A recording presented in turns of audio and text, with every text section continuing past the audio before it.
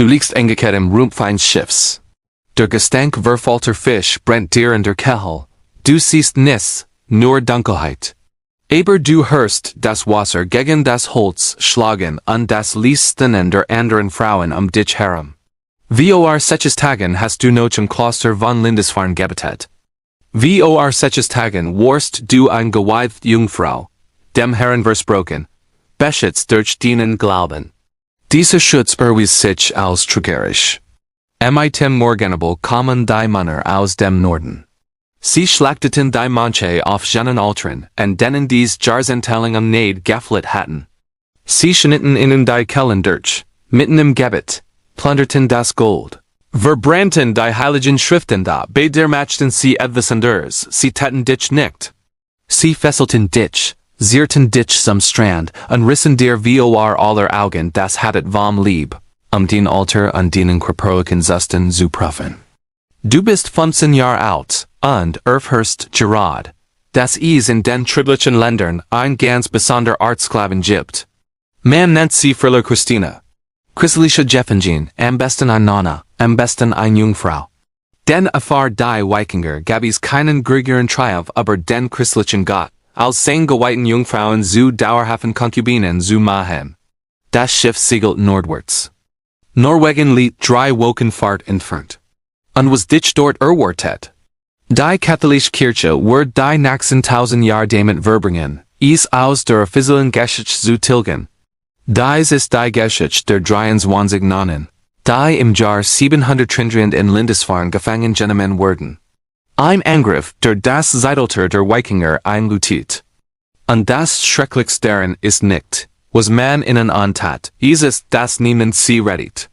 Nicht die christlichen Könige, nicht die Bischof, nicht einmal die Eltern, die sie dem Kloster anvertraut hatten, in dem Glauben, sie ran dort sicher. Alle wussten, was die Wikinger mit Gefangenen taten. Und alle schwiegen. Wenn dich dies Geschichte packt, hinterlass unlike an Abonnier den Kanal. Es dauert nur eine Sekunde. Hilft uns aber, Stimmen zu bergen, die Welt zum Schweigen bringen wollt. Da bever du verstehst, was die Wikinger diesen Frauen antaten, musst du begreifen, was sie in jenem Morgen verloren. Der 8. Juni im Jahr 733 Morgendämmering. Die Insel Lindisfarne liegt vor der Küste Nordumbriens in England. Es ist ein der heiligsten Städten der gesamten Christenheit, Heimat der Reliquien des heiligen Cuthbert. Hier beteten manche unkopierten Heilig Text, seit über 150 Jahren. Das Kloster beherbergt 47 Manche, 23 Nonnen und Schatz, die über Generationen angesammelt wurden. Golden Kelch, silbern Kruz, mit Edelsteinen besetzt die Buchstickel, Reliquien von Heiligen.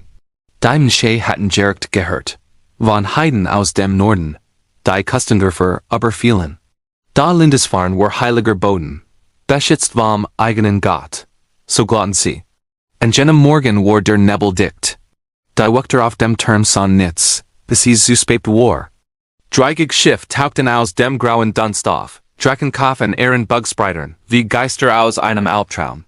Bever die Glockenalarm schlagen konnten, standen die Wikinger schon im Strand. Sie verhandelten nicht. Forderten keine Kapitulation. Sie griffen einfach an. Die ersten Manche, die ihnen entgegenliefen, mit offenen Armen, im Glauben, es seien Händler, starben, als sie begriffen, was geschah. Axtjalge spalteten ihr Schädel mitten im Gruß, die Wikinger handelten mit erschreckender Effizienz, sie hatten das schon aufgetan. Sie wussten genau, was sie wollten, und wo sie es finden würden. Einige stürmten die Kirche, ander die Schatzkammer, wieder ander die Schlafsaal. Manche, die weitersten leisteten, wurden auf der Stelle niedergeschmeckt. Fliehend wurden durch die Kreuzgänge gejagt. Versteckt aus ihren Lachern gessert, und im Hof hingerichtet. Abt Ildweim wurden niend am Altar gefunden, im Gebet. Man enthauptet ihn dort, wo nicht. Sein Blut spritzt auf dieselben Steine, auf denen dreigig Jahr lang die Mess gelesen hat. Der Gesamtüberfall dauert weniger als 4 Stunden. Zur Mittagsstunde herrscht still über Lindisfarne, 47 Manche, tot. Jeder einzeln. Da die 23 Nonnen lebten noch. Und damit begann wahrer Albtraum. Die Wikinger nahmen Frauen nicht wahllos gefangen. Sie hatten ein System. Zu verstehen, warum sie ausgerechnet Nonnen entführten, musst du die skandinavische Gesellschaft des 18. Jahrhunderts kennen. In den nordischen Ländern hatten Frauen damals mehr Recht als in ganz Europa. Sie konnten Land erben, sich scheiden lassen, Handel teilnehmen. Daher gab auch eine ganz bestimmte Form der Sklaverei, Thrall, und innerhalb dieser gab es Kategorien. Duhlich Thraller verrichteten Feldarbeit oder Hausdienst. Daher gab eine besondere Gruppe, Ambat. Weibliche Sklavinnen, die gleichzeitig als dauerhafte Konkubinen dienten. Und unter ihnen waren die wertvollsten, Fräulein Christiner, christliche Sklavinnen, am besten Nonnen. Der Grund dafür war zweifach. Erstens religiöse Demütigung. Die Wikinger, Anhänger Odins und Thors, empfanden besondere Genugtuung darin, dass zu entweihen, was Christen am heiligsten war. Ein Nonne hat ewige Keuschheit gelebt, Jungfräulichkeit Christus versprochen. Sie als Eigentum zu sprechen, war der ultimative Affront gegen den christlichen Gott, ein Beweis, dass die nordischen Geister Mächtiger waren. Zweitens, praktische Ökonomie. Nonnen waren gebildete Frauen eine Seltenheit in jener Zeit. Sie konnten Latin lesen und schreiben, manch sogar Griechisch. Sie kannten Heilkräuter, kunstvoll Webtechniken, einfach buckelten. Als Sklavinnen hatten sie vielfältig Nutzen, huselig, fortpflanzend, intellektuell. So begannen die Wikinger am Strand von Lindisfarne, rend Roch aus dem brennenden Klosterstieg, ihr Auswahl. Sie zogen die Nonnen nackt aus, prüften sie wie wir auf dem Markt. Jane, Hot, Krankheiten, Alter, Ils wurde begetaktet. Pissenfriede, 52 Jahre alt, wurde als zu alt verworfen. Ihr Kehel wurde sofort durchschnitten. Ihr Blut trinkt denselben Sand, auf dem ihr Schwestern nieten, und süßehen. Die Verbelbenden 22 Frauen wurden sortiert. Die jüngsten und schönsten, etwa 8 von ihnen, wurden für ein Ritual bestimmt, das die Wikinger Billband nannten, Bluti. Die leeren oder weniger attraktiven wurden als gewöhnlich Ambat eingeteilt, mit anderen Pflichten. Ein Weisen namens Hilger, laut einem fragmentarischen Manuskript aus dem 9. Jahrhundert, war erst 15 Jahre alt. Sie wurde ein der Art die die Bluti außer worden. Keiner von ihnen verstand, was das bedeutet. Sie sollten es bald lernen. Die Drauchheit Ries nach Norwegen war keine bloß Fahrt, sondern psychologisch Kriegsfring. Die Wikinger beruhten die Nonnen nicht sofort. Zumindest nicht diejenigen, die Bluti vorgesehen waren. Stattdessen sperrten sie in die Latergum, dunkel, feucht Lacker, durchdrungen vom Gestank fauliger Fisch und Salzwasser. Sie futterten sie mit Schimmelbrot und getrocknetem Fisch, so salzig, dass es in der Kehel brannt. Sie zwangen sie, dort zu urinieren und zu entleeren, wo sie saßen, ohne Privatsphäre, ohne Reinigung, es war systematische Entmenschlichung. Ein Prozess, der ihr Identität zerbrechen sollte, die sie aber Jahr in Kloster aufgebaut hatten. Die Krieger besagten sie regelmäßig nicht, sie zu vergewaltigen. Noch nicht. Sondern sie auf andere Weise zu demütigen. Sie zwangen sie, Lästerungen gegen Christus auszusprechen. Schnitten ihr langes Haar, Symbol ihrer geweihten Weiblichkeit, und warfen es ins Meer. Sie ließen sie starks Bier trinken, bis sie erbrechen, ihr Gelebt der enthaltsam Kiep brechend. Und zwangen sie heidnisch Opfereiten zu beobachten. Bei denen Tiergeschlecht und der Blut auf Hosedol von Thor und Freya, gespritzt wurde.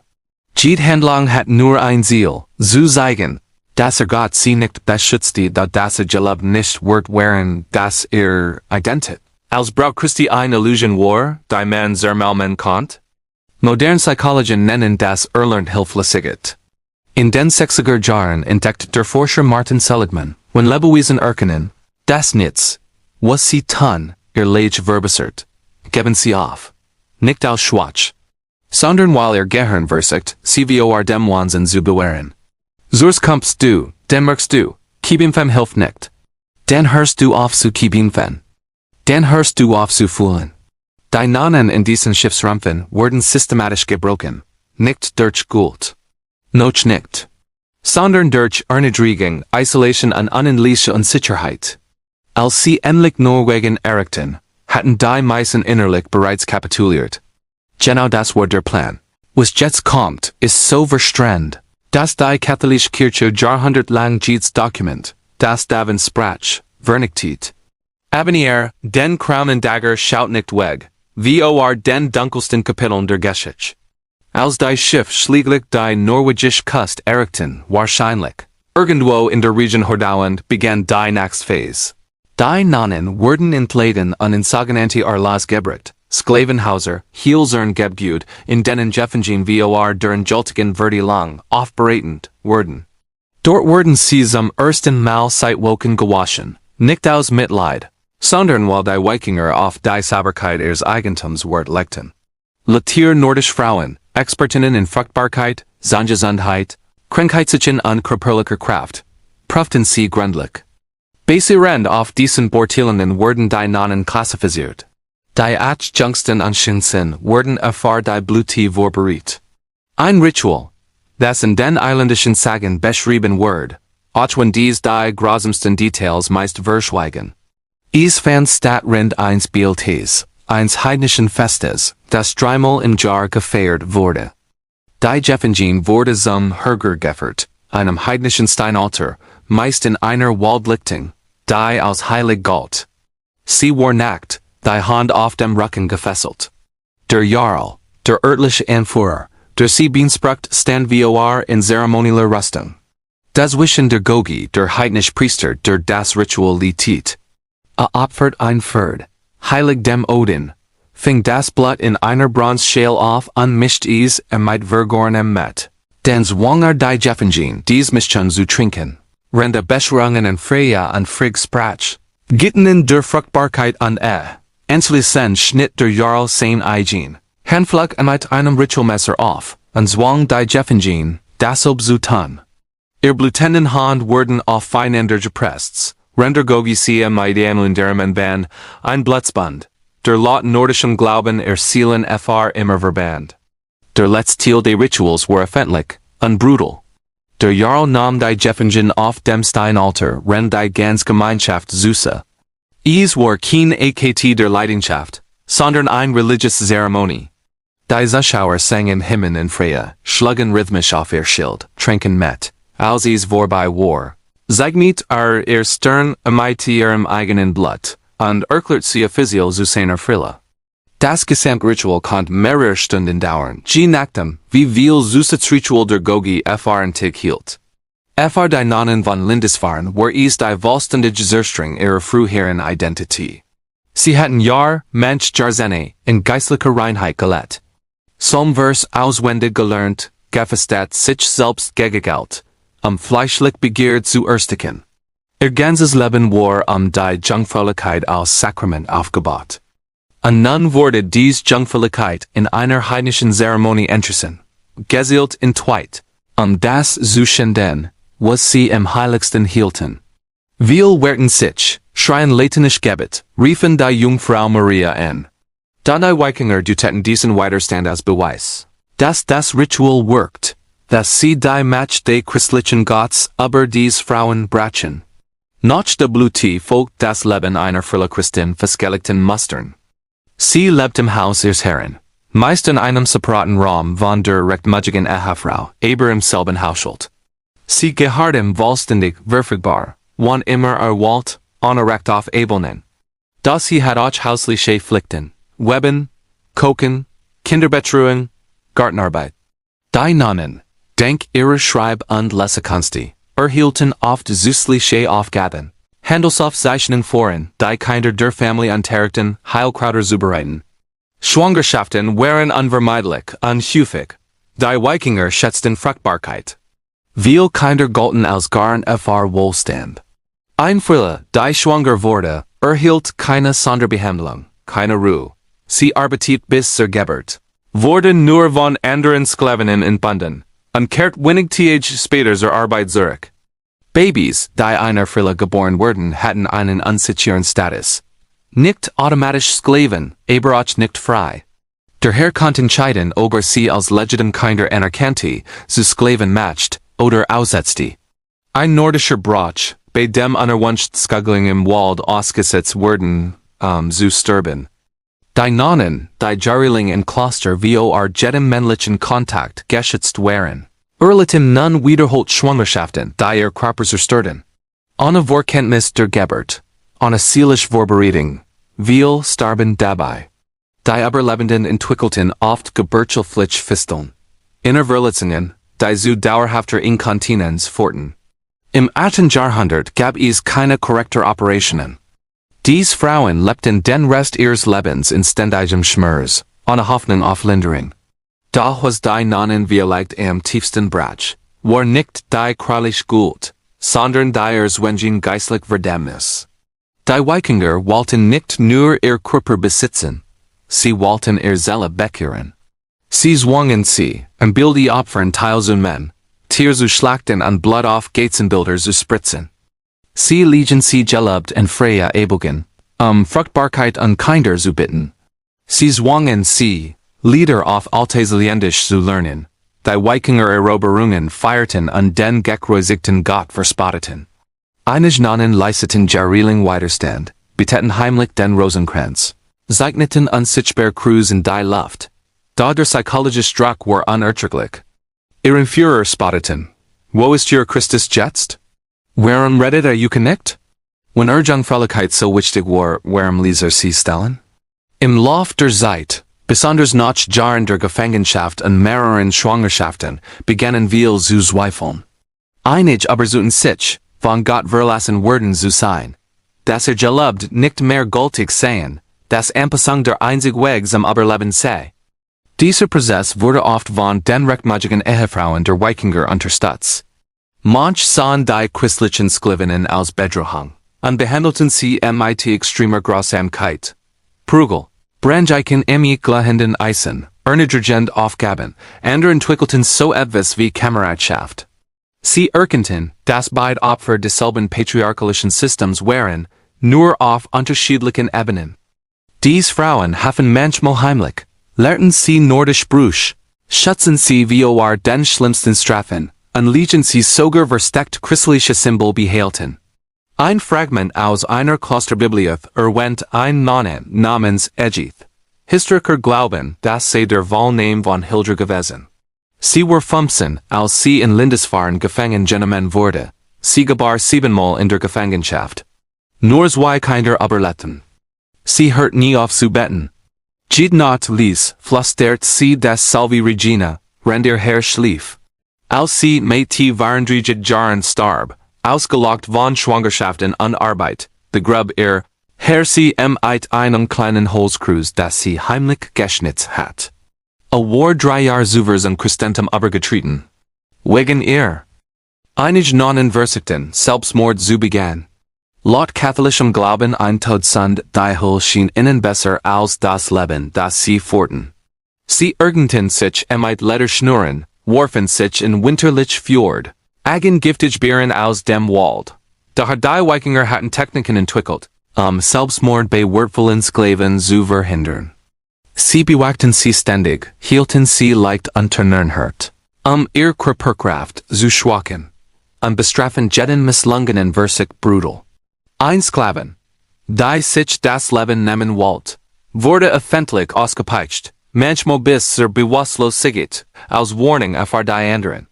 Die historischen Aufzeichnungen über das Schicksal der Lindisfarne Nonnen sind lückenhaft. Die englischischen Chroniken erwähnen den Überfall, sagen aber kaum etwas über die Gefangenen.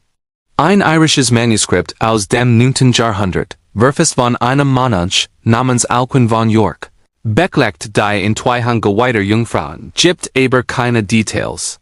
Erst in den isländischen Sagen, Jahrhundert später aufgeschrieben, tauchen indirekt Hinweise auf. Die erbige Saga erwähnt ein christlicher Frille namens Hildegunnar, die Latin lesen konnte und den Kindern ihres Herren christliche Runnen beibracht. Die Egils Saga spricht von einer englischen Sklavin, die heimlich ihren Glauben bewahrte, und schließlich ihren Herren vor ihrem Tod zum Christentum bekehrt. Wären das die Nonnen von Lindisfarne? Mit Sicherheit lässt sich das nicht sagen, da die Chronologie passt. Die Sagen wurden mündlich über Generationen weitergegeben, verzerrte Erinnerungen und real Ereignisse. Ist durchaus möglich, dass eines der 23 Nonnen, die im Jahr 733 gefangen wurden, Jahrzehnte in der Gefangenschaft lebten, wikingerisch Kinder und Enkel hatten, und schließlich in Geschichten überlebten, die Fakten Legenden vermischten. Was wir Sicherheit wissen, dieses Muster wiederholt sich 100-mal in den nächsten 250 Jahren des Wikingerzeiters. Das Kloster von Iona in Schottland wurde im Jahr 1802, 1806 und 1815 überfallen, jedes-mal mit Gefangenen Nonnen. Das Kloster von Kildare in Irland wurde im Jahr 1845 geplündert Nonnen als Sklavinnen verschleppt. Kloster in Frankreich, Deutschland, sogar in Spanien wurden heilig heimgesucht. Die Wikinger bevorzugten Kustenkloster, weil sie drei Ziel vereinten, Reichtum in Gold und Manuskripten, kommunistische Verteidigung, und die Anwesenheit von Nonnen und Mönchen, die sich als Sklaven eigneten.